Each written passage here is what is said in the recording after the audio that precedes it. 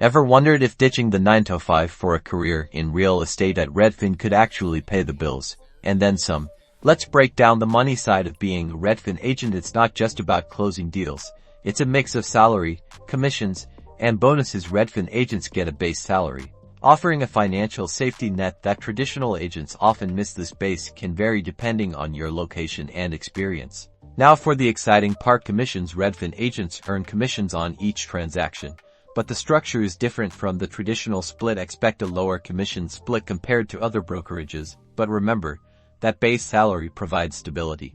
Redfin also offers performance-based incentives. Hit your targets, and you can boost your earnings through bonuses and other rewards. This is where your hustle really pays off. One important factor to consider: Redfin generates leads for its agents. You're not entirely on your own to find clients. This steady stream of leads can significantly impact your earning potential.